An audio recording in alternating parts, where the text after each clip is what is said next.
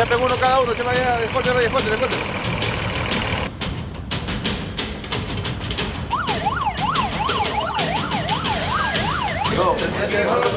Acá, ven, acá.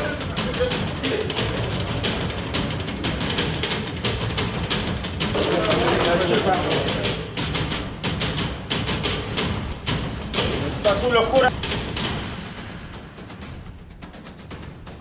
Muy buenas noches y bienvenidos. Así se vivieron las primeras horas de este estado de emergencia anunciado el día de ayer por el presidente José Gerí. El decreto supremo fue publicado en una edición extraordinaria del diario oficial El Peruano.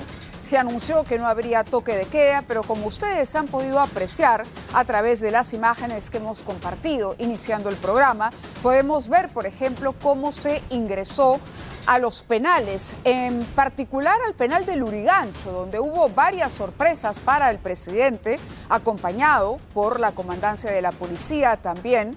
Verificó el hacinamiento, verificó, por ejemplo, que muchos tenían agendas, libretas con anotaciones sobre la lista de personas que pagaban una cantidad de dinero a estos presos. Podríamos suponer que se trata de extorsiones o cupos que iban anotando en estos cuadernos. Están ustedes viendo el momento en el que el presidente ingresa a una de las celdas y verifica ahí, justamente le alcanzan una de las libretas. Lo otro que sorprendió al mandatario es que las habitaciones completamente hacinadas o las celdas tenían además tomacorrientes, es decir, varios tomacorrientes para poder cargar celulares. Había chips, memorias USB, en fin, y además objetos punzocortantes, no solamente tijeras, que uno puede decir se utilizan en los talleres que desarrollan los presos al interior de un establecimiento penitenciario, sino además otros objetos contundentes que generaron preocupación. De allí que el presidente haya puesto la mira en un régimen mucho más estricto a partir de ahora en los penales de la ciudad. También estuvo acompañado por militares, que hemos visto desplazamientos en las calles. Todavía estas son imágenes dentro de los penales, pero ahí tienen ustedes el registro que pudimos observar, especialmente en estaciones alrededor, muy cerca de las estaciones del metro, ¿no? Los militares estuvieron contribuyendo con la policía en el patrullaje y la supervisión, en el control de identidad también en San Borja, en San Juan del Lurigancho. Notamos la presencia, operativos para control de identidad de personas que iban a bordo de motocicletas también, por ejemplo. Esto ocurrió en Puente Nuevo, pero se ha advertido que será en varios puntos. No se han dicho cuáles. Justamente el día de hoy escuchábamos a algún representante del gobierno que decía: por eso no queremos sorprender, que no les llame la atención que de pronto en los lugares más concurridos no haya policías y que vayan a otros puntos, porque la policía maneja un mapa del crimen. Y entonces, justamente en base al trabajo de inteligencia, va a determinar cuáles son, o tiene ya de pronto ubicados, cuáles son estos puntos críticos, ¿no? El alcalde de San Juan del Lurigancho decía más temprano incluso que ellos ya han elaborado ese documento y lo han alcanzado al gobierno, que saben perfectamente qué es lo que ocurre, pero son las primeras acciones que se han podido verificar en este primer día, primeras horas de un estado de emergencia que durará durante los próximos 30 días. Esto como acciones que quiere dar a conocer el gobierno para garantizar que se está haciendo algo para frenar la ola de delincuencia que azota a nuestro país. En la forma no está mal. Vamos a ver qué pasa efectivamente con el trabajo de inteligencia, que no es algo que se vea con tanta facilidad en las calles como este tipo de intervenciones. Vamos a tener nosotros un informe más adelante, en unos instantes nada más. Usted no se puede perder todas las nuevas medidas que el Ministerio del Interior va a implementar en los próximos días también para combatir el crimen y el crimen organizado particularmente, ¿no? Una de ellas ya empezó. Podemos anunciar que se le ha pedido la renuncia al encargado de compras de la Policía Nacional.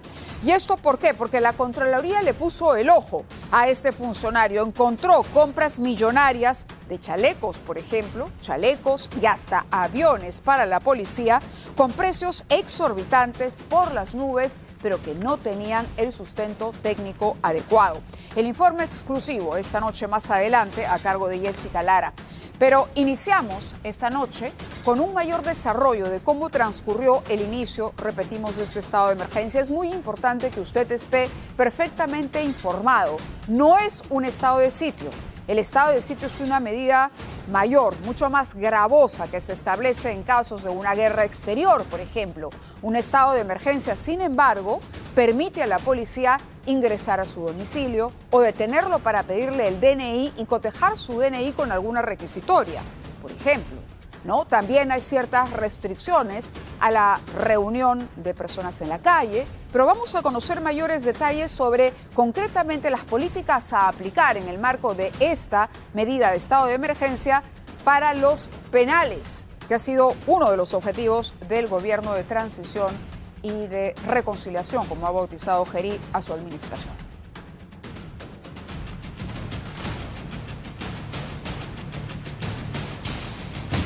La toma de decisiones no se quedó en Palacio de Gobierno. José Gerí nuevamente intervino en penales y participó de las requisas. Ya en estado de emergencia y para reafirmar lo que ya parece su eslogan.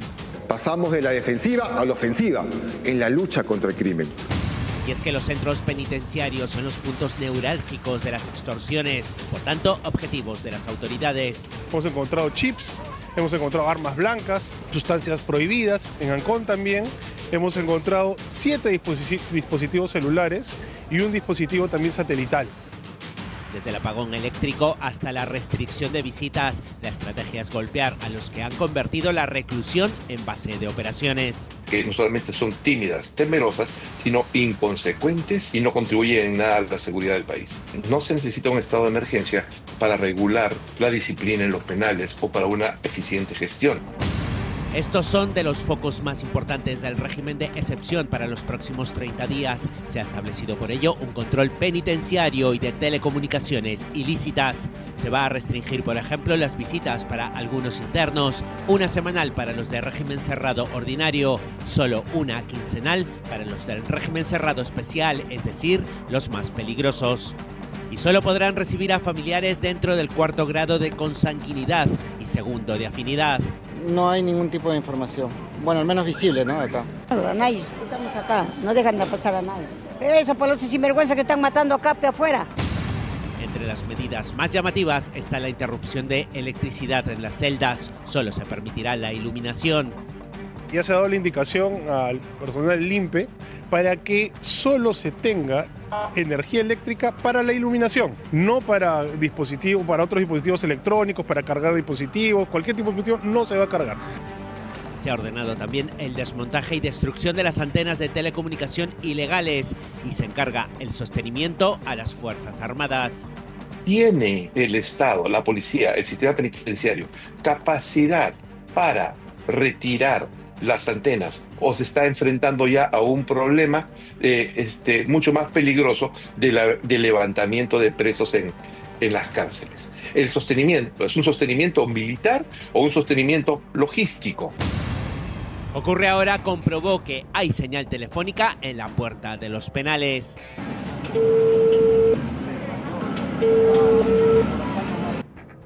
Tema fundamental es la corrupción y para ello se ha dispuesto que el Sistema de Inteligencia Nacional haga las pruebas de confiabilidad con el polígrafo. A ese aparato podrán ser sometidos el personal del INPE y otros servidores o funcionarios públicos. Si el sector a cargo tiene que declarar un estado de emergencia para reducir la electricidad, regular visitas, para el desmontaje de antenas, tampoco va a tener capacidad para administrar polígrafos a sus internos. Es inconsecuente. Mangas de camisa, visitas inopinadas y medidas de emergencia. Presos inmovilizados en los patios estilo El Salvador. El corazón del crimen estará en la mira un mes, algo que es obligación permanente del Estado. Hay algunas preguntas que son válidas y que las formulaba el general Liendo, entrevistado por Igor Malca en esta nota. En primer lugar, si era necesario declarar un estado de emergencia para, por ejemplo, verificar la situación dentro de los penales. Un secreto a voces, denuncias públicas permanentes sobre cómo se organizan realmente los crímenes desde las prisiones. En segundo lugar, ¿no?, el hecho de que la corrupción, por ejemplo, se ha podido empezar a combatir, ¿no? ¿Qué tan efecto ayudan o no ayudan los agentes del INPE a luchar contra esta situación que se presenta, con la impunidad con la que actúa la delincuencia al interior de los establecimientos penitenciarios. Pero bueno, vamos a ocuparnos también de lo que va a pasar. Estamos en el mes de octubre, se acercan fechas festivas como Halloween en principio, el Día de la Canción Criolla y más adelante la campaña navideña.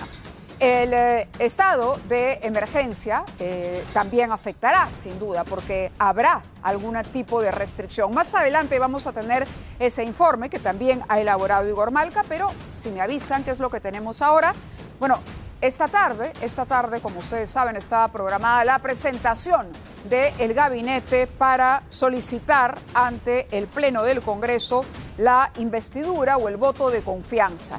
El primer ministro llegó poco después de las 4 de la tarde, o mejor dicho, ya se había anticipado. Vemos al señor Ernesto Álvarez allí en las imágenes, llegó al Congreso. Luego llegó el presidente Gerí, unos minutos después, también para respaldar a sus ministros. Todos ellos ocuparon los lugares que se había establecido dentro del hemiciclo, ¿no?, para que finalmente se presentara. El mensaje no fue un mensaje largo. Se dijo, por ejemplo, entre otras cosas, que se movilizará a las Fuerzas Armadas y a la policía para combatir la minería ilegal. Habrá mucho más interdicción y se anunció que se solicitará en un plazo máximo de 90 días facultades legislativas justamente para luchar por la seguridad ciudadana y contra el crimen. El crimen es uno de los objetivos, es decir, la seguridad es una de las metas de este gobierno, bautizado como el gobierno de transición y reconciliación. Él estuvo muy atento, el señor Gerí estuvo muy atento, encargado de la presidencia, congresista también de la República, atento al desarrollo del debate. La presentación fue relativamente corta, pero luego se produjo el debate o se inició el debate con el tiempo que se establece a cada una de las bancadas en función del tamaño que éstas tengan, en función a la cantidad de congresistas que tengan. Lo que dice Gerí ahí en su cuenta de X es escuchando atentamente el debate tras la presentación del premier Álvarez. Según la información que manejábamos, antes incluso de que llegara Álvarez al hemiciclo, el gabinete contaba con el respaldo de por lo menos 69 parlamentarios. Esto quiere decir que ya había garantizado el voto de confianza.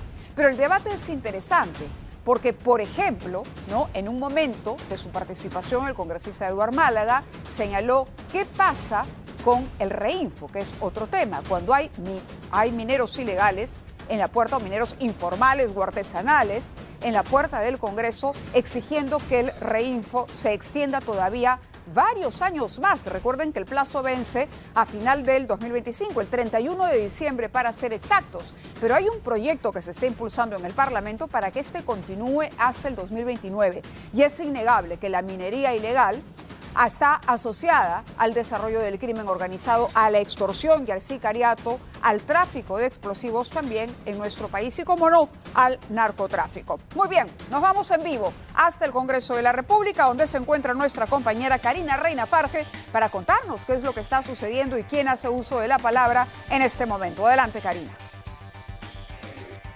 Buenas noches, Nabila. Efectivamente, es el congresista Cueto quien está tomando la palabra en este momento. Como tú bien lo dijiste, el debate se ha planteado para que dure exactamente 2 horas.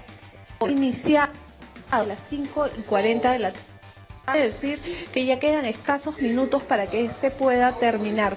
Después de ello, lo que va a suceder es que los representantes del gabinete que sean designados por el premier Ernesto Álvarez Miranda van a responder a las consultas, a los reclamos que han hecho los congresistas como representantes, ¿no? Y en este momento, después de ello, se retira el gabinete y lo que sucede es que el Pleno del Congreso de la República vota para que se dé la cuestión de confianza al gabinete Álvarez Miranda. Se necesita una mayoría absoluta, es decir, si hay 130 congresistas, se vota para que se pueda dar esta cuestión de confianza. Lo que se espera, lo decías, muchas bancadas se han manifestado favor, y es que digamos que este gobierno interino de José Gerí tiene tan solo 12 días de gobierno, ¿no? Se han visto ya las que se están dando como este estado de emergencia. Por ejemplo, ya acabó perdón que haya cortado la idea, ¿no? En este momento pasa otro congresista y me parece que son cerca de 2 oradores más para que responda el premier. Nosotros tenemos declaraciones de cuando llegó Ernesto Álvarez Miranda, dio, digamos, un discurso aproximadamente 1 hora. Hemos sacado un extracto de lo más importante. Mávila, te invito a los estudiantes a escucharlo. Soy consciente de que esta presentación se realiza en una circunstancia difícil, marcada por la inseguridad y la violencia, que golpean la vida diaria de millones de peruanos. El pueblo exige respuestas y las exige con razón. Por eso, quiero empezar anunciando desde este hemiciclo que el gobierno asume la seguridad como una cuestión de Estado, porque estamos convencidos de que sin seguridad no hay crecimiento, no hay desarrollo ni democracia que perdure. El mandato político y moral de este gobierno es recuperar en este corto tiempo la autoridad del Estado, restablecer el orden en las calles y garantizar que la ley vuelva a ser la expresión de la justicia y no del miedo. Entre otros anuncios, el premier también habló de la compra de aviones para las Fuerzas Armadas y dijo que había que poner a las Fuerzas Armadas, digamos, a la vanguardia en cuanto a defensa, que eso es indiscutible y que corresponde, ¿no? Pero uno se pregunta si todo lo anunciado por el premier va a ser posible, si se va a poder cumplir en el corto tiempo que le queda. Ahora, el presidente Gerí se pronunció más temprano en el aniversario de la Dirección de Seguridad del Estado y dijo que las decisiones que se toman siempre serán pensando en el bienestar de la mayoría, aunque a algunos no les guste. Vamos a escuchar al presidente. Expreso en nombre del Gobierno de Transición y Reconciliación Nacional mi gratitud y pleno respeto a cada uno de los integrantes de esta dirección, así como de todos los integrantes de nuestra Policía Nacional del Perú. En la vida hay momentos en que el deber te convoca, hay un llamamiento. Nosotros, los que estamos presentes acá, cada uno en sus funciones, cada uno con sus responsabilidades, es parte de la historia, no solamente de nuestras instituciones, sino también de la historia de nuestro país. Y hay que estar siempre a la altura de las circunstancias, a la altura del destino. Y las decisiones que se toman siempre serán pensando en el bienestar de la mayoría. Siempre, aunque a algunos no les guste. Estamos escuchando al presidente que ha dicho esto y recordaba que durante su alocución también el presidente del Consejo de Ministros, el señor Álvarez, señaló y garantizó que ninguno de los integrantes del Gobierno de Transición y Reconciliación, y habló en particular de su Consejo de Ministros, sería candidato a ningún cargo de elección pública. Esto como una muestra de que su trabajo se concentrará en dejar las bases y un país ordenado. Además, también se refirió a garantizar la transparencia de las elecciones del próximo año. Eso sin duda será sumamente importante, a destinar los presupuestos que requieren el Jurado Nacional de Elecciones, la OMPE, la RENIEC, para llevar a cabo elecciones en las que nosotros confiemos que serán transparentes finalmente y que podrán darnos la oportunidad a los peruanos de elegir a nuevas autoridades que ya tendrán que enfrentar un reto mayor porque asumirán el destino del país por los próximos 5 años. Muy bien, vamos a regresar en cualquier momento al Congreso de la República porque la información allí continúa y seguramente Karina Reina Farge compartirá momentos del debate que se está produciendo, pero tenemos que referirnos nuevamente a las acciones que está tomando ya la policía, porque está utilizando drones, además con señal o iluminación infrarroja. Y esto es una tecnología particular que se ha comenzado a utilizar para dar con raqueteros. En particular, se capturó en San Juan de Miraflores a una banda criminal conocida como los Forajidos de San Juan. Tenemos la nota. Fue una captura cinematográfica. Un dron con cámara infrarroja ayudó a la policía a desarticular a la banda criminal Los Forajidos de San Juan. Durante la madrugada del miércoles y en pleno inicio del estado de emergencia para Lima y Callao. Los delincuentes habían tomado las zonas de San Juan de Miraflores, Surco y Chorrillos para hacer de las suyas. Su modalidad, según la policía, asaltar a bordo de un mototaxi color rojo y amarillo. Todo lo tenían organizado. Uno manejaba mientras el otro iba como un falso pasajero, pero realmente, desde allí, escogía a sus víctimas, a quienes les arrebataban sus pertenencias. Estos no serían sus únicos delitos. Tenemos información, denuncias de que sujetos del mal vivir se acercan a los mercados de San Juan y Miraflores amenazándolos, y para ellos utilizan también una mototaxi color amarilla, ¿no? También por el delito de extorsión.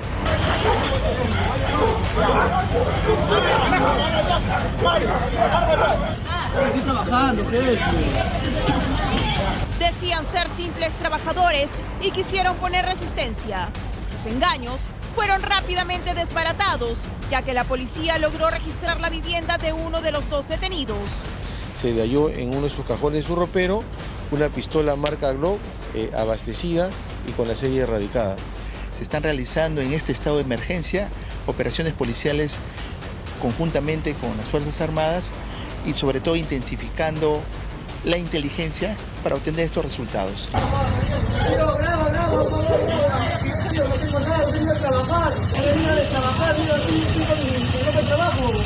Los capturados, que ahora serán investigados, fueron identificados como Lorenzo Antonio Barona Zapata y Raúl Mendoza Yariguamán.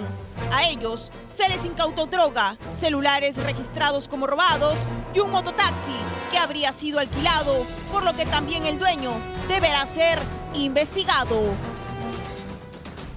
Nos quedamos todavía en San Juan de Miraflores para contarles que una familia fue víctima del robo de su camioneta en la puerta de su casa cuando llegaban. Una modalidad que aquí hemos presentado, una modalidad que se repite con frecuencia. Golpearon a la persona que conducía, al padre de familia, con la cacha de la pistola y se llevaron el vehículo.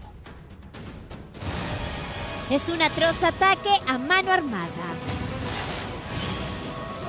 Lo esperaron, lo redujeron y se llevaron su vehículo.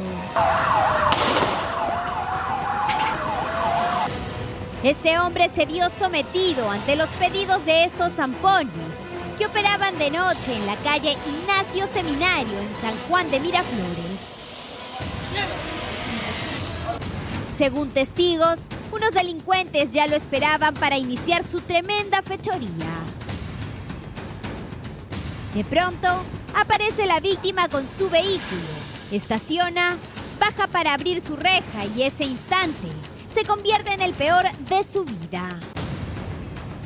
Mírelos, tienen a su víctima en el piso reducida. El ladrón vestido de negro y con gorra conversa con su cómplice, quien estaba al volante. Da media vuelta al vehículo, intenta subir como copiloto, pero algo pasa, no pueden avanzar. Entonces, el ampón levanta a su víctima y le da un golpe con la cacha de la pistola para obligarlo a arrancar.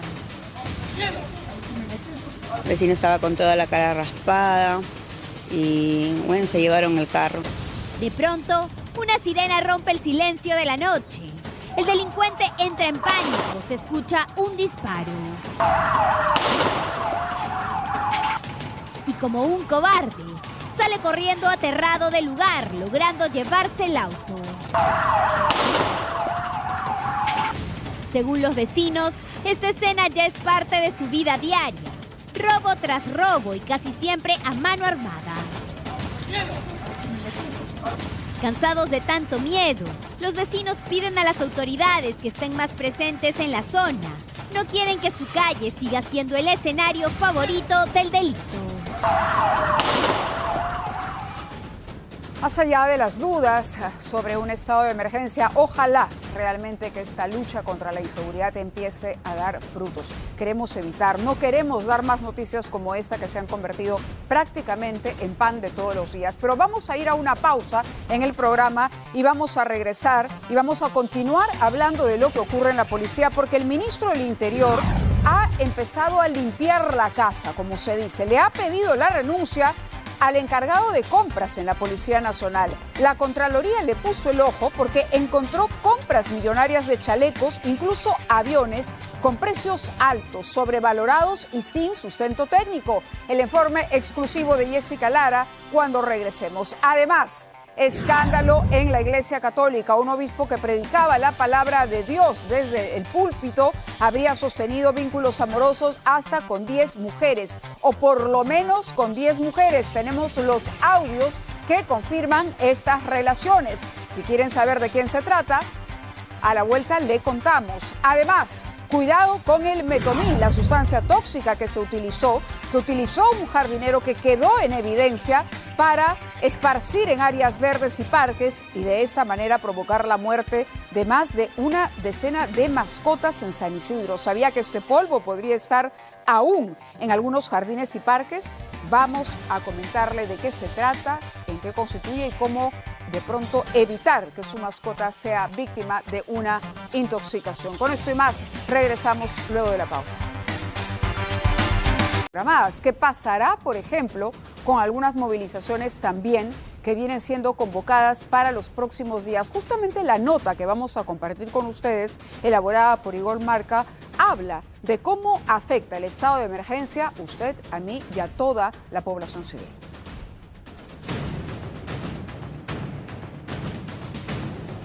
A pesar de los despliegues y de los mensajes, se acabó. Hoy empezamos a cambiar la historia en la lucha contra la inseguridad. Hay quienes no conocen la situación de excepcionalidad que se vive en Lima y el Callao. ¿Cuál estado de emergencia? No he estado en casa. Oh, ya era hora. Lo primero que se ha descartado es que se vaya a implementar el toque de queda. Eso sí, cuando hay un estado de emergencia se restringen algunos derechos constitucionales, por ejemplo, el de la libertad y seguridad personales. La autoridad puede solicitar que se identifique y es su obligación hacerlo. Ya me han detenido ya, me pido documento normal, he pasado normal. Hoy día mismo, el mismo bus que venía del norte para acá para Lima, normal.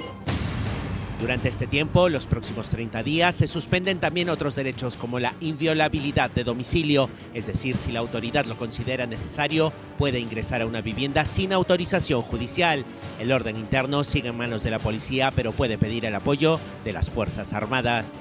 Se supone que tiene que estar el ejército afuera junto con la policía, no es lo que tengo entendido. Digamos que ellos tienen ciertas medidas que pueden tomar en este estado, ¿no? Y yo me imagino que lo van a tomar cuando se requiera, ¿no? Yo confío en su criterio en que todo va a salir bien y no lo van a hacer por hacer. Se restringe también la libertad de tránsito y eso se plasma, por ejemplo, en la prohibición para que 2 personas, si son adultas, vayan en una motocicleta. Que los paren, ¿no? Que los paren y les pidan documentos a los que llevan 2 personas. Pues si no pueden 2 en una moto, van uno solo. Y si quieren salir a robar 3, pues van 3 motos. Hasta donde tengo entendido, tiene que ver con el tema de que a partir de las 12 ya las motos solo puede entrar una persona. No hay horario para esta restricción, es permanente mientras dure el estado de excepción. Tampoco hay multa, pero la policía hará la intervención respectiva. Se haga la identificación de las personas, de la unidad móvil, si cumple todos los requisitos, entonces se hace descender al copiloto y al piloto que siga su rumbo. Lógicamente, si son 2 personas adultas, que es lo que te marca la declaratoria de emergencia. Es decir, si puede circular un adulto llevando a un menor de edad. 2 personas adultas está prohibido. El tema de menores de edad, lógicamente primero se hace la verificación con la documentación respectiva y si todo está en regla, tanto de las personas como de la unidad móvil, puede proseguir su rumbo. La libertad de reunión también está restringida. El decreto supremo que declara el estado de emergencia señala que las actividades religiosas, culturales, deportivas y mercado ilegal de armas y de autopartes. La duda no sé si en realidad se llevará a cabo bien lo que está haciendo el presidente. Yo creo que tiene que poner un poquito más de mano dura. Lamentablemente así tengan estado de emergencia, la delincuencia va a seguir para adelante, no va a cambiar, amigo. Creo que eso no soluciona mucho porque todos nosotros estamos expuestos en cualquier hora, en cualquier momento. Habrá control y fiscalización de los productos pirotécnicos. También son blancos los puntos de venta informal y ambulatoria de chips telefónicos y equipos celulares de dudosa procedencia. Se va a suspender de forma inmediata las líneas vinculadas a casos de extorsión o secuestro. Como han podido ver, la población está entre el escepticismo, creer que esto no va a funcionar y que la situación continuará igual, o la esperanza de que de pronto algo se pueda hacer en estos 30 días. Pero lo importante es que usted esté completamente informado y sepa exactamente cuáles son las medidas que empezaron a regir anoche a las 00 horas. Hablamos ahora del metonil o metomil. ¿Sabe usted de qué se trata? ¿Qué cosa es el metomil? Bueno, hace poco la noticia de la muerte de varias mascotas en el distrito de San Isidro conmovió y generó una tremenda sensación de inseguridad en las redes sociales. Muchísimas denuncias de que los perritos habían salido a los parques, habían comido algo eventualmente, pero que estaban muriendo por decenas. Finalmente se identificó a la persona que en teoría sería el responsable, un jardinero al que vimos en un video, que es el video que justamente están viendo ustedes. Pero la sustancia que habría provocado justamente este desenlace fatal para algunas de esas mascotas fue esta sustancia tóxica conocida como metomil. ¿De qué trata? Hay quienes dicen que todavía hay restos de metomil en áreas verdes, no solamente de San Isidro, sino también de San Borja. Pero la nota de Alonso Ramos nos explica con mayor precisión cuál es el peligro real detrás de este veneno. Aquí en el Olivar del Sur están matando a los perros, los están matando. Hay gente desgraciada que ayer murieron 2 perros. Les acaba de fallecer el perrito, igual con convulsiones. ¡Por todos ellos, justicia! ¡Justicia! Este hombre es el principal sospechoso de causar la muerte de Toto, Terry, Maui, Chester, Chip, Nero y Olivia. Toto era un perrito muy chiquito, era muy joven, también tenía 2 años. Y verlo tan frágil, convulsionando, me desesperé mucho. Mascotas que fueron vilmente envenenadas en los parques de San Isidro con una sustancia tóxica llamada metomil, un insecticida que de solo olerlo puede llevarlo a la muerte. Va a haber un tema de descontrol en el sistema nervioso y en los músculos de cualquier tipo de ser vivo. Por lo tanto, va a colapsar. Se presentan como vómitos, náuseas, paro cardíaco. Percy López, químico de la Universidad de San Marcos, alerta lo peligroso de su uso, sin permiso de un especialista en agronomía.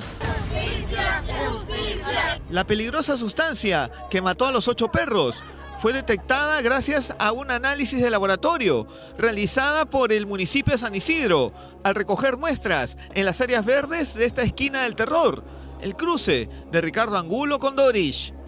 Sustancia que fue arrojada también en la necropsia de uno de los perritos fallecidos. Un producto que la comuna asegura no usar.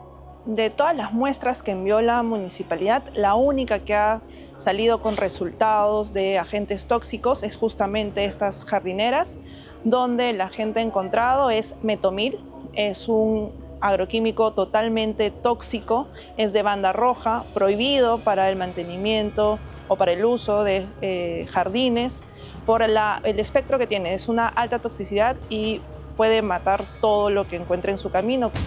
Pero ¿cómo la sustancia tóxica fue adquirida por este jardinero? Si se necesita un permiso de un especialista. Ocurre ahora. Comprobó la venta fácil de metomil de manera virtual y por llamada telefónica, pese a que en los avisos del mismo producto se señala que se necesita tener el visto bueno de un ingeniero agrónomo. Aquí buscamos adquirir este veneno con una concentración al 90%. Aló, buenas tardes. Llamaba para comprar metomil 90. ¿Ya? ¿Cuánto está? Le mandé la información de la ficha técnica del producto que tenemos. 18 soles el sobrecito de 100 gramos. ¿Cualquiera puede comprar estos productos? No, debe tener un permiso. Por eso solamente el sector agrícola, ¿no?, debidamente identificado, ellos son los que manejan este tipo de productos o los que deberían tener este tipo de productos después de su adquisición. Aún está por revelarse el nombre del jardinero que apareció en estas imágenes el domingo 10 de octubre, cerca de las 5 de la tarde. El hombre esparce el veneno en esta esquina de la cuadra 13 de la avenida Ricardo Angulo, en San Isidro. Una hora después, pasó Maui y olfateó el veneno. Este perro de 2 años terminó en una veterinaria, siendo reanimado por 2 especialistas que no lograron salvarlo. Tocamos la puerta de esta casa, donde trabaja este presunto jardinero, pero dijeron que no se encontraba. No, señor. Sí trabaja con jardinero, pero no está. Las huellas de la tragedia se aprecian en este punto y otros parques de San Isidro que han sido cerrados para evitar más muertes de canes. Este vecino saca a sus mascotas Naomi y Vaquita con miedo por el temor a que se envenenen. Estoy sacando con bastante temor a mis perros de hace ya más de una semana, en realidad. ¿Acá han muerto perros? Sí, han fallecido, me parece, entre 7 a 10 perros aproximadamente. Hay gente desgraciada que ayer murieron 2 perros. Más de 100 perros han muerto en los últimos meses en 8 distritos de Lima y los asesinos siguen libres. Desde Los Olivos hasta Surco, nadie se salva. ¿Eso cuál era el objetivo que buscaba? ¿Y por ahí lo hizo sin querer? ¿O hubo realmente una intención deliberada de provocar lo que provocó?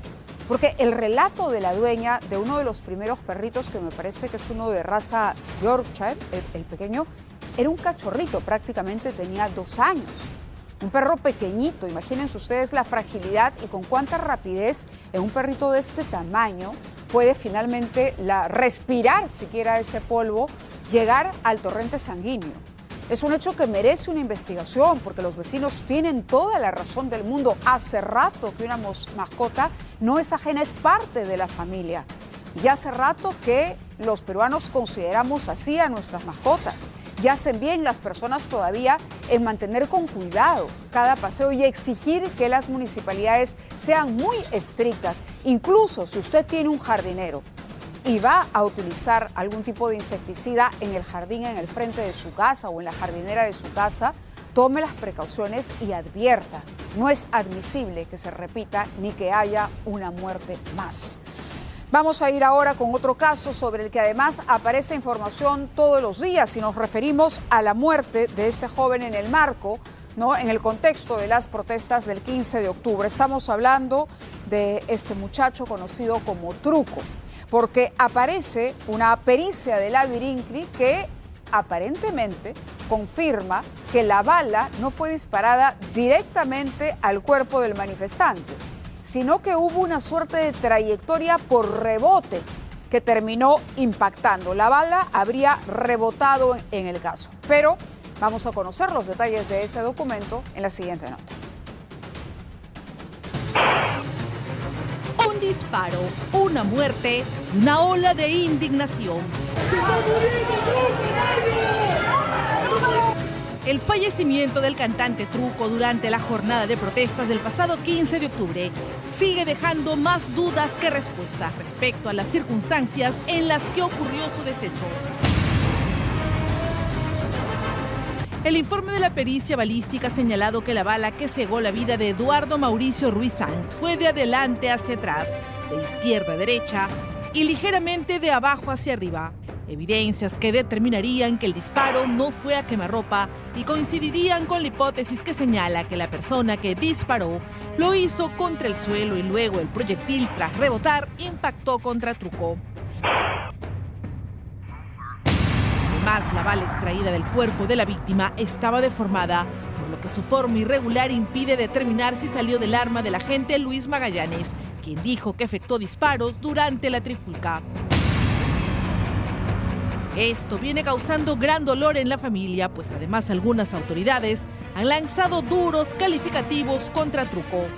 Yo lamento mucho la muerte de este señor que se hacía llamar Terruco. Es muy lamentable que haya habido una muerta. Es evidente que lo que se ha vivido son actos de terrorismo urbano. Ante ello, el padre del artista urbano anunció medidas legales. Hizo su carta notarial al señor Rospigliosi y mañana haremos lo mismo con el señor Aguinaga para que limpien la honra de mi hijo, porque mi hijo no es ningún terrorista, ningún terruco como lo llaman ellos. Era un joven simplemente que quería expresarse, que quería su país. medio del dolor por la trágica muerte de su hijo, debe pensar por el futuro de su nieto, un pequeño de 10 años cuya vida también ha cambiado para siempre. Bueno, las disculpas están de más ya, ¿no? Yo espero justicia para mi hijo, ¿no? Y para mi nieto también, porque él es un hijo de 10 años huérfano, ¿no? Yo lo único que pido justicia y que vean qué va a hacer con mi nieto, ¿no? Porque prácticamente ese niño se ha quedado sin padre.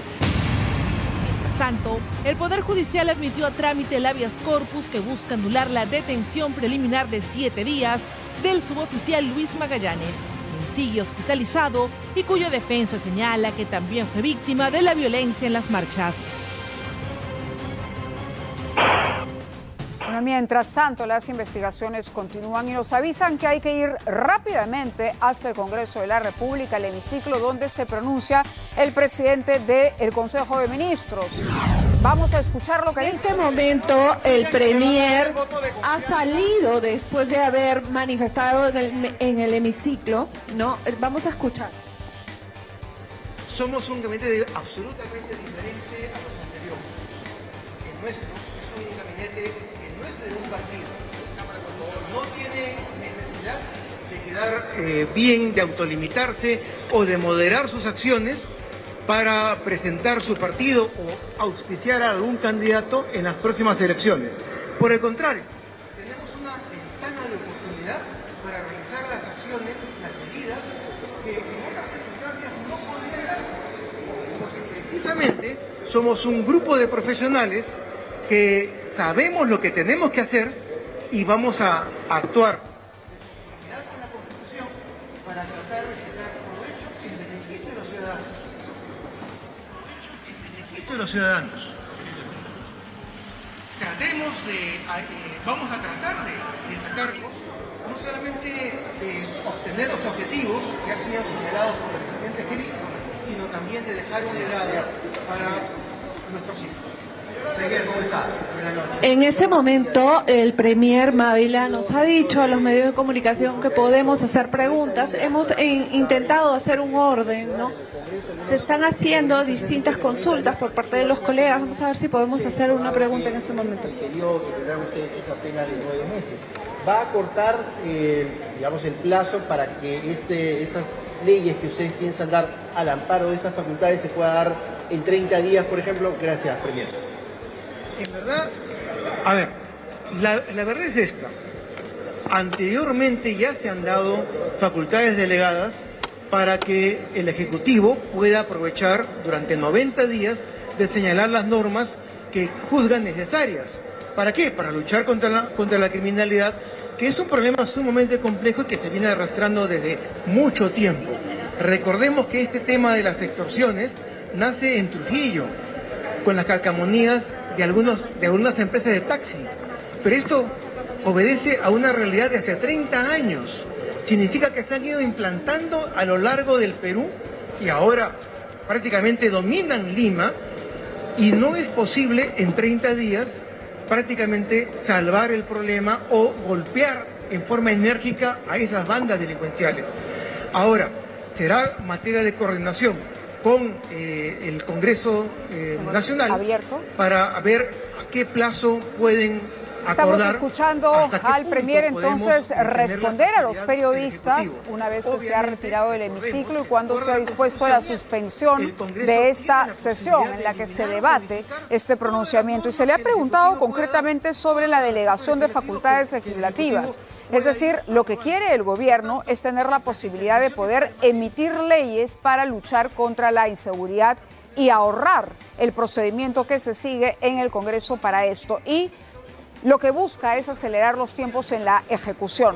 Ha reiterado algo que habíamos destacado de su presentación cuando dice que se trata de un gabinete que no está buscando apoyar a ningún candidato. Ninguno de los integrantes, dijo en su alocución, está buscando algún cargo público por elección. No será candidato ni al Congreso, ni al gobierno regional, ni la alcaldía, menos a la presidencia. Por lo tanto, espera que a partir de eso la población entienda que no hay un interés político detrás. Sin embargo, por supuesto, siempre habrá dudas. Estamos en un momento más difícil para nuestro país y habrá que empezar a juzgar al gobierno por los resultados de estas medidas. Vamos a ver, yo creo que consiguen el voto de confianza. Había 69 votos Al inicio se habían contado ya, por lo menos a partir de las bancadas que se pronunciaban a favor, otras han dejado en libertad a sus congresistas para que voten. No van a votar en bloque necesariamente, pero el resultado lo tendremos seguramente en algunos momentos más y regresaremos al Congreso.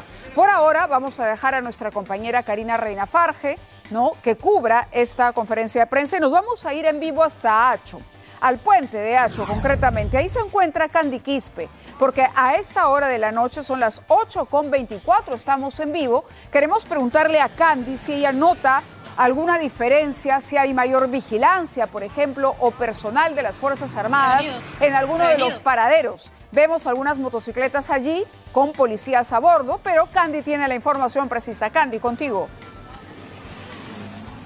Así es, Mávila, ya son más de 16 horas que se inició el estado de emergencia y este es el panorama en una calle bastante concurrida en el centro de Lima. Nosotros estamos en la avenida Abancay, a la altura del puente Acho. Vemos el panorama, al menos en los alrededores, Mávila, no hemos visto mucha presencia policial. Lo que nos hemos encontrado es entre 1 o 2 policías de tránsito. Este es un punto con mucha afluencia de personas, pues aquí además de haber comercio ambulatorio, es un paradero bastante concurrido. Hemos recorrido varias calles del centro de Lima, Avenida Bancay, Junín, Paruro. Sin embargo, en nuestro recorrido, Mávila, tampoco hemos encontrado presencia de militares, lo que nos ha llamado la atención, pues precisamente lo que indica esta norma, este decreto supremo del estado de emergencia, es que se iba a realizar patrullaje en zonas críticas como paraderos, estaciones, y justamente nosotros estamos en un paradero que es bastante aglomerado, bastante concurrido. Ahí estamos viendo a los 2 policías de tránsito, pero agentes realizando patrullaje no hemos visto, Mávila. Correcto, Candy, tengo tu video congelado, lamentablemente te escucho, sin embargo, lo que nos has dicho, ya recuperamos la señal de video. En efecto, es un momento de alto tránsito. Ese es el paradero de Acho que nos escribía Candy, por lo menos en el recorrido que ella ha hecho, porque no ha estado en un solo punto, no ha notado presencia de efectivos militares. No es lo que nos decías, tampoco control de identidad, que la policía le solicite, por ejemplo, documentos de pronto a la gente que transita por estas zonas.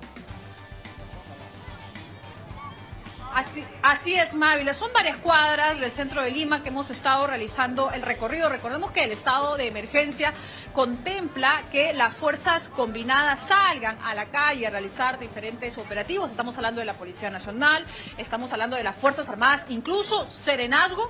Sin embargo, no se ve reflejado en la realidad, al menos por este tramo del centro de Lima. Nosotros estamos recorriendo incluso desde el Congreso de la República. Solo hemos visto algunos policías en las inmediaciones del Congreso, pero agentes realizando control de identidad, verificando la identidad de las personas para poder verificar si alguno de ellos está requisitoriado o no. No hemos encontrado, al menos en este punto de la capital. Nosotros estamos en el límite del cercado de Lima con el RIMAC y vamos a seguir haciendo el recorrido. Bueno, no sabemos si los militares han salido en otros puntos de Lima, en otros puntos de la capital, pero al menos en el cercado de Lima no lo hemos encontrado. Correcto, tampoco no Candy, sabemos si ya Candy, se les dio la orden para que... Sí, Candy, te tengo que cortar un instante porque tenemos información desde el Congreso. Le dieron el voto de confianza ya al gabinete del señor Ernesto Álvarez. Correcto, tenemos aquí la votación, son 79 votos a favor, 15 en contra y 5 abstenciones. Vamos a informar a nuestros televidentes de eso, información de último minuto.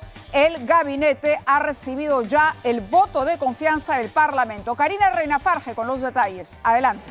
No podemos regresar al ejército. Mávila, así es. En este momento acabamos de darle la noticia al Premier, ¿no?, quien ha agradecido al Congreso de la República y en este momento, ¿no?, ya nos está respondiendo con respecto a una consulta que le hicimos, ¿no?, a raíz de que por qué no se declaró en estado de emergencia la Policía Nacional. Pero lo que él está explicando, ¿no?, claramente es que se está investigando, analizando la situación actual para poder atacar los principales problemas de esta institución. Los funcionarios del Estado, a los cuales recién estamos conociendo, aprovechando capacidades.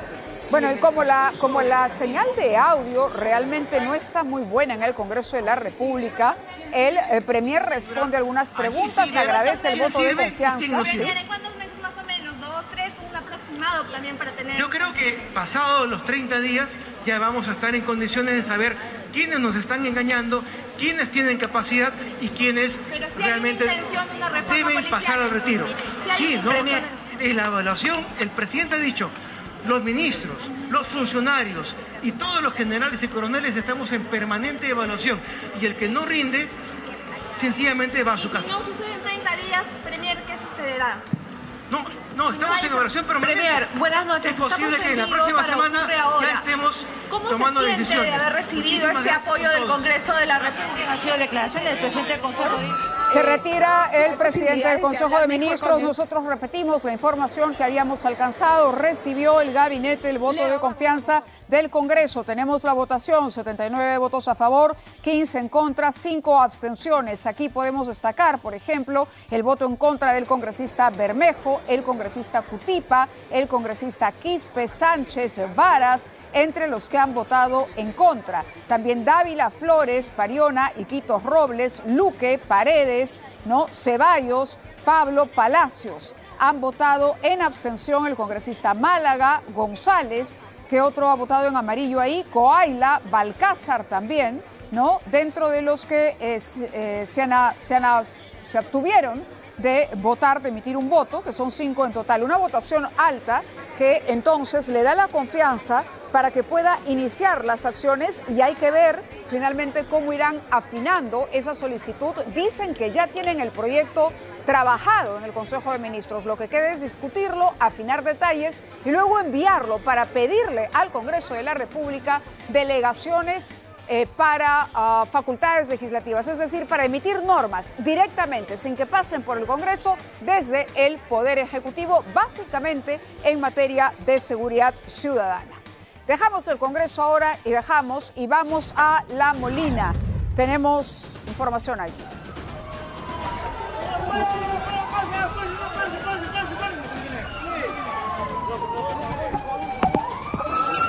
Y minutos antes de la entrada en vigencia del estado de emergencia en Lima y Callao se registró un violento enfrentamiento que ustedes están viendo entre presuntos barristas de Universitario de Deportes y Alianza Lima, esto en el límite de los distritos La Molina y Ate. Están viendo imágenes captadas por cámaras de videovigilancia de la municipalidad y se puede apreciar a los grupos atacándose con piedras, con palos, con machetes, incluso hacen uso de artefactos pirotécnicos y esto generó, por supuesto, pánico entre los vecinos de la zona. Ante la alerta, el personal de Serenazgo de La Molina y agentes de la Policía Nacional llegaron y capturaron o intervinieron a 9 personas, entre ellas 5 menores de edad.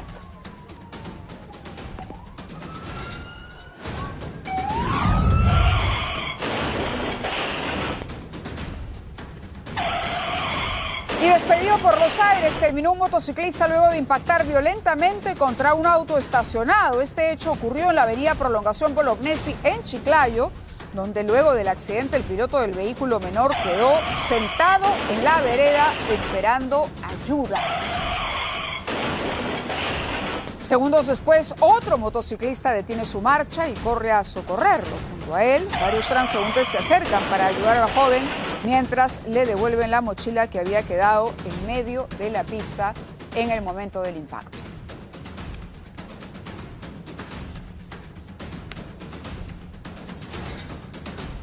Y ahora vamos a presentar una historia que ha provocado un verdadero escándalo en la Iglesia Católica Peruana. Se trata de un sacerdote, 30 años como sacerdote, obispo, es ahora, pero se ha conocido de unos audios que enviaba y que dejan al descubierto que este sacerdote tenía vínculos o relaciones amorosas con por lo menos 10 mujeres y que todo se reveló cuando celebró su cumpleaños y las mujeres se pelearon aparentemente por celos.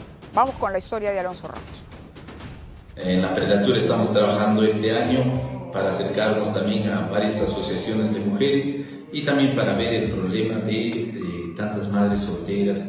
predicaba la protección a las mujeres peruanas. Mucha violencia en los hogares, contra las mujeres, contra los niños, pero la tarea más importante y fundamental de los párrocos es los sacramentos. Y se adjudicaba ser un defensor de la iglesia y sus valores cristianos. Así se mostraba el sacerdote Ciro Quispe López, el obispo que tras celebrar cada misa y tras quitarse la sotana, dejaba atrás la cara amable y los buenos modales para revelar el rostro de un demonio empedernido. Ay, mi gorda, me da tanta pena. Ojalá que podamos tener días tranquilos, no voy a hacer nada esos días. Me estoy programando para no hacer nada. Esta es la voz de Ciro Quispe López, el obispo de la prelatura de Juli en Puno. Un audio enviado desde su WhatsApp a una de sus más de 10 mujeres con las que tenía relaciones sentimentales. Te amo mucho, mi gorda preciosa, y espero que todo vaya bien y mañana conversamos. Te amo mucho, mi gorda preciosa.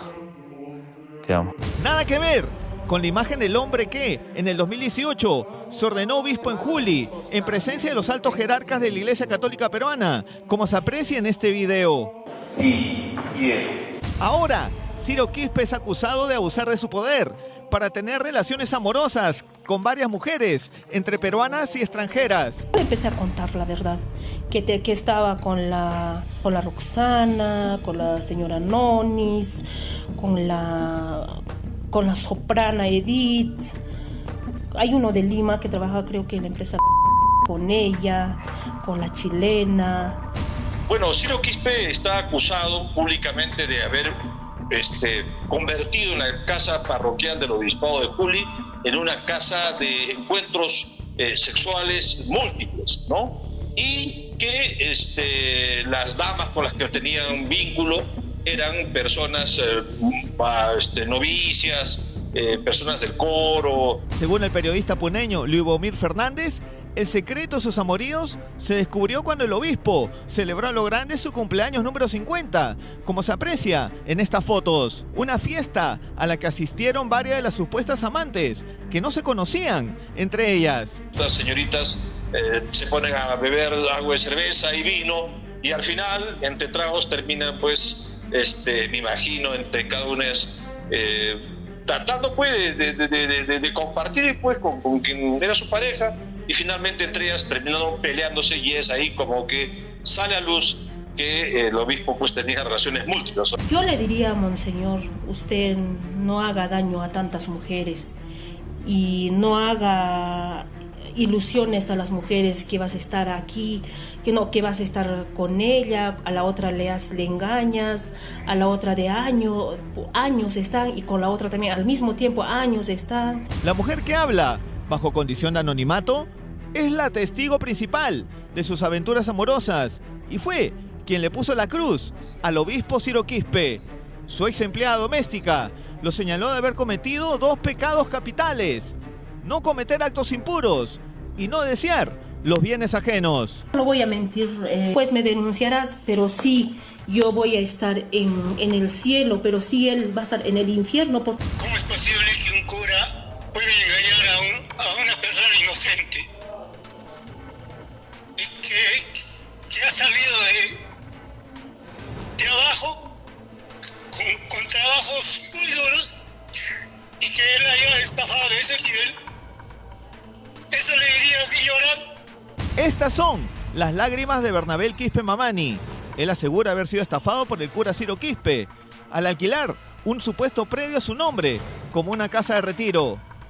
Quispe Mamani invirtió 280.000 soles en la remodelación, dinero que perdió meses después porque el terreno de la casa no le pertenecía al sacerdote. Me ha sacado en forma violenta, tengo las grabaciones, tengo las fotos.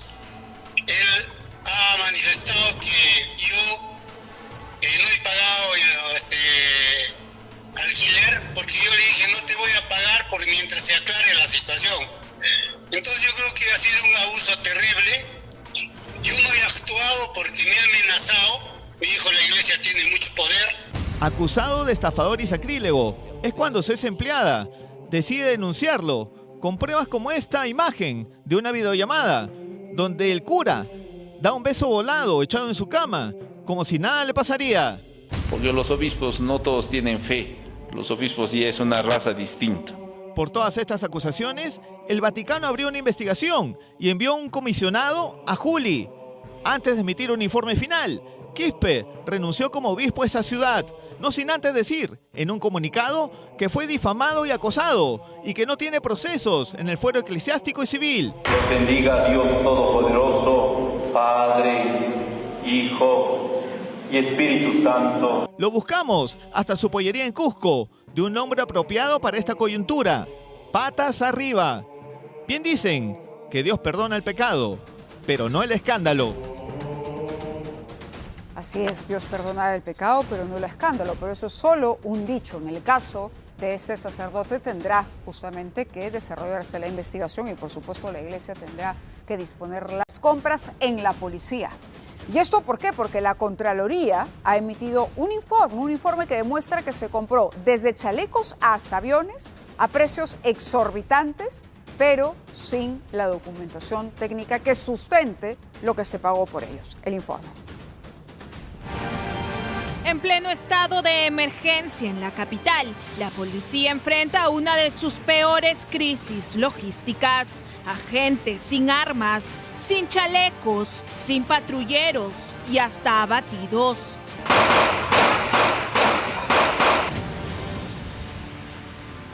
Una realidad que deja al descubierto la precariedad con la que los policías combaten a la criminalidad todos los días. 89 patrulleros para todo Lima, prácticamente nada. Entonces tenemos un déficit, señor presidente, señora presidenta, unas brechas grandes en la Policía Nacional. Una brecha que no es reciente y que se arrastra desde hace varios años, pero que vuelve a golpear en medio de un estado de emergencia en Lima Metropolitana y en medio de la renuncia del jefe de compras del Ministerio del Interior. Un cargo clave donde se decide cómo y a quién se le compra lo que la policía necesita para enfrentar el crimen en las calles. Su nombre es Ricardo Canachiro Romero, abogado y hoy ex jefe de la Oficina General de Administración y Finanzas del Mininter. Fue designado en el 2024 durante la gestión del entonces ministro del Interior, Juan José Santibáñez. Yo solamente he visto al ministro Santibáñez una única vez, que fue para la presentación de unos fusiles. Las decisiones tomadas durante el ejercicio de su cargo no pasaron desapercibidas. La Contraloría General de la República emitió algunos informes de control que observaron decisiones adoptadas bajo su dirección. Uno de ellos gira en torno a la compra de más de 3.000 chalecos antibalas por más de 1 millón de soles destinados a policías de Lima y Callao. Según la Contraloría, hubo un aparente direccionamiento en la adecuación de las bases del proceso a favor de una empresa mexicana. El director general de OGAV rechazó la oferta de 7 postores, a pesar que la evaluación de ofertas se realiza conforme a los criterios establecidos en las bases. La situación descrita podría generar cuestionamientos al trato justo e igualitario y a la transparencia del procedimiento de selección. El informe dice que al absolver una consulta, yo hice una precisión que iba más allá de mis competencias. El área usuaria pidió chalecos hasta con 10 meses de antigüedad de fabricación. Los chalecos tienen una vida útil de 5 años. Si recibían esos chalecos con 10 años de fabricación, iban a perder más del 10% de su vida útil. Finalmente, la buena pro fue otorgada a la empresa mexicana.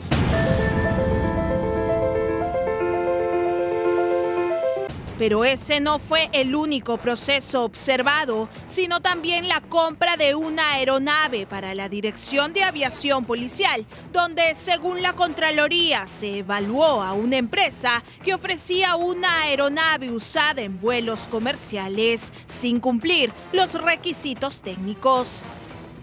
Yo me opuse a la compra del Embraer porque el Embraer no es un avión multipropósito. El tiempo se va a poner sobrecostos por los servicios en tierra. Yo me opuse a esa compra desde el inicio. Aunque hoy el exfuncionario deslinda responsabilidades, lo cierto es que el ministro del Interior ha puesto en la mira esta oficina estratégica y decisiva para fortalecer a la Policía Nacional. Yo no he venido a quejarme. Yo he venido a trabajar con lo que tengo. Solamente a mostrarle las cifras de lo que estoy verificando y estoy caminando. Y es una realidad. Que sepan ustedes cómo está nuestra Policía Nacional. Yo sé que el sentimiento que tienen ustedes lo tengo yo, porque he vivido 35 años en esta institución. Para los especialistas, esta supervisión es urgente. Es precisamente en la etapa de las consultas a los proveedores en donde los funcionarios corruptos aprovechan para acomodar las condiciones de la compra y hacerlas a medida de un proveedor favorito. Me parece una medida correcta que el ministro del Interior haya puesto la vista, la mirada específicamente en la parte de las compras, que es en donde se da el mayor nivel de corrupción porque se manejan allí millones y millones de soles.